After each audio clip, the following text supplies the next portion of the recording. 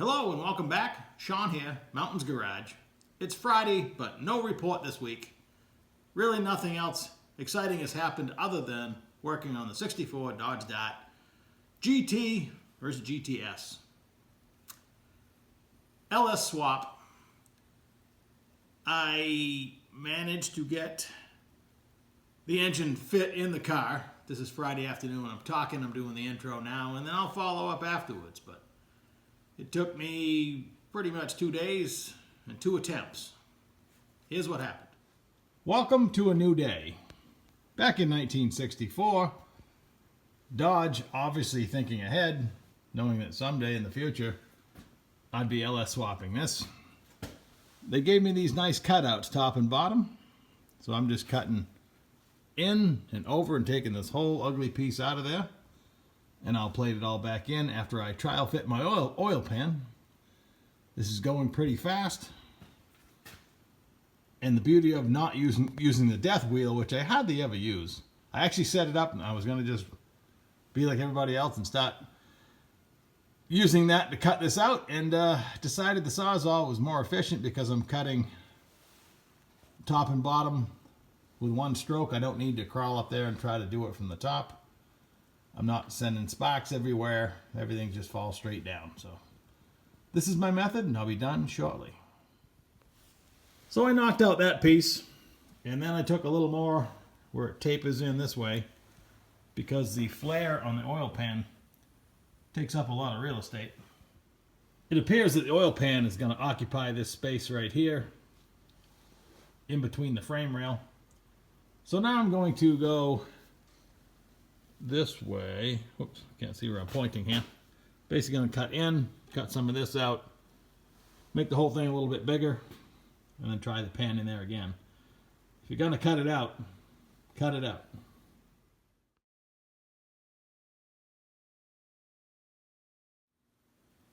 I took a few more small bites out of it, and I think we're getting close. I know that the back of the oil pan lines up with the Bellhausen flange, so my tapestry here actually helps when I'm mocking up the oil pan, and it now fits down through the hole. My only question is the drain plug is on the right front corner, whether it's going to end up in here or down below. So we're at the point now. I think I need to put that oil pan on a dummy engine of some sort and lower it down in. I decided the easiest mock-up motor was the actual L33 aluminum 5.3 that I'm going to clean up and reassemble to put in the car anyway. It's dry and ready to accept the mock-up oil pan, so let's stick it in there. The oil pan, if you were wondering, is a high quality Jegs unit. When I bought it on sale, it was right around 200 bucks. I see now they're about 280. I am not a huge fan of the front sump oil pan. I don't know if I've ever even owned one. The kit came with the pan, the oil pump pickup, an OEM type gasket, but not a name brand, and the bolts, Allen headed. You have to run a remote oil filter. I thought maybe with the engine swap, that could be a potential bonus with the steering linkage back there, so I could maybe route the lines out of the way.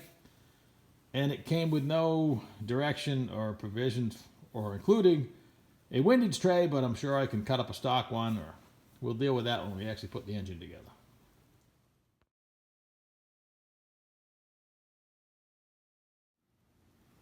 I lowered the car down, still on the lift. I'll almost bet you money I'll be wrestling with those brake lines before you know it. Get mad and cut them off. I typically like a short hookup chain-wise when lifting an engine. In this case, I wanted a little bit more dangle. I don't want the chain to be fighting me trying to make the engine go around in circles. It roughly fit down in the hole. Yes, the brake line fought me the whole way. I'm close to the steering box. The engine's sitting level, however, I believe it's sitting that way. It needs to come this way over here. I need to cut more on this side. At this point, I'll have to plate the outside and then cut more off the inside, I believe. I was able to steer it back and forth. Let's go underneath and see what the rest of it looks like. The underside currently has its challenges that will be mostly resolved, I believe, by getting more clearance here, bringing the motor over and up about an inch. Currently, a starter would be doable but difficult. The oil filter fittings would not work out. And the steering touches the pan on either side at full lock. All things that I believe will be taken care of. This side's fine. I just need the style clearance on this side. So I'll be cutting this straight that way. Give myself plenty of room. I also need to trim the front a little more on the top. We're close. The balancer would be tight but probably fit, but the engine's too low in the front, so I think if we fix that, move it over to the passenger side a little more, things might work.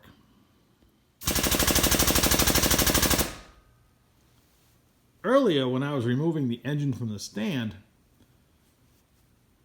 there was a bail in the handle, in those holes, right there, which locks down over this little ledge to hold this on.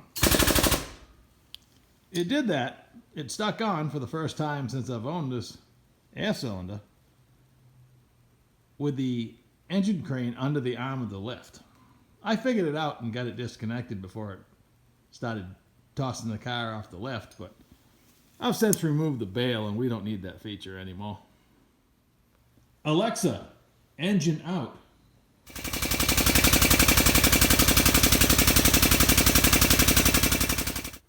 Before I do surgery, I'm going to cut that piece straight over there. I'm going to reinforce this half first so it doesn't move. I don't think it would, but I'm going to end up putting metal in there anyway, so why not do it now? Using my Kidder brand notcher, it's a hydraulic notcher, it just chomps at this stuff like it's bread.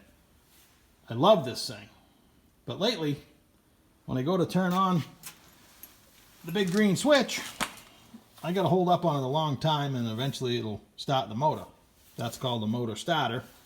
I've got the information off it. There's an adjustment on it that I don't know what it does. I've moved it in every position. And I messed around with it quite a bit because it wouldn't start this morning. And I found if I hold up on it long enough, it will start. So I'm thinking the contacts are dirty. But there has to be some simple adjustments, so I need to do some research. I quickly looked up the part number, and this piece here is $1,000. So we must find a way to fix it. For free, hopefully. So more on that in the future, but right now I got it going enough to make some metal and continue on reinforcing the K-member. The original purchaser of this Kidder notcher told me it probably didn't have an hour's use on it, and I've probably used it another hour, so it's probably, whatever the cause of this problem is, probably from lack of use. So moving on. The red rotary dial is for thermal overload protection, so I put it back where it was. That has nothing to do with the problem. The problem is in the contactor. I went ahead and ripped into it, and there was 6 little dots on these contacts that didn't really clean up a whole lot, but I polished it as best I could. But the other side, these had a really defined black dot. The best way I could get at it was just kind of gently scrape it with a piece of Scotch-Brite and my screwdriver. Now I'll put it back together and see what happens. Well, it's operational once again, at least for the time being. So back to the project. And back on the job, I trimmed the top about 1/4 of an inch. I put a temporary piece there and cut that completely out. So I'll be plating all this in afterwards, but first, let's just see if we can get the engine positioned so the swap can actually take place. Well, things are looking much better. The motor is about 1 inch higher and about 1 inch over toward the passenger side. Dipstick still clears the firewall. This all looks good. Mounts look doable. Before, The steering box would have eliminated the possibility of using the traditional bolts on the side of the block. Now I got room to make a plate that comes forward and maybe hook into the factory holes. We'll see. Now we got to go underneath and see if the oil filter fittings will clear the steering. Underneath, this project went from probably not going to happen to definitely doable. I like how the pan sits flush with the K number. I'll have to make a little notch for my drain plug when I plate it in over here. My drain plug's right there under the tape. Turning the steering back and forth, which just looked impossible yesterday. I touch the fitting almost in one spot. That's where the wheels turn like that. I have room to shim up the back of the transmission and move the engine up about another 1/4 of an inch. And that's without either welding on different fittings, or this is just a fitting I had to try it. So they might have something with a tighter radius. I think that's doable as well. I am glad that it doesn't have an oil filter, because that would be a deal breaker. So we'll continue. I guess we should try on the heads and the turbo and all that stuff just to see how that's gonna look. But yeah, we're moving forward. Losing half a day working on the Kidder Notcher is time well spent. I love that thing. I lucked into it, completely stole it. I've told you the story. It's about a $13,000 machine, and I bought it for $400. It has 1 hour on it, and I'll probably put an hour on it. So using it is a pure dream. You mark something out on a piece of metal, and you can just chomp, chomp, chomp, cut things in half. It'll do. I do 1/8 inch, no problem. I've done 3/16. I probably wouldn't do 1/4 inch, but anything 3/16 and smaller doesn't even slow it down. Came with an extra set of knives. I bought it from the original owner. I feel bad. On the phone, I had offered him less than $400. I hadn't even seen it yet. Unreal. But anyway, I love that thing. I got to keep it going. Even if I have to buy a motor starter, I'll find one somewhere. You know, if it's $1,000, maybe I'll find one for $200 or $300. So anyway, today it's working. I know that's the problem, and it probably from lack of use. I guess it could be faulty, but hey, whatever. As far as the dot goes, again, this whole thing is about discovery this week. You get an idea, you're going to do something.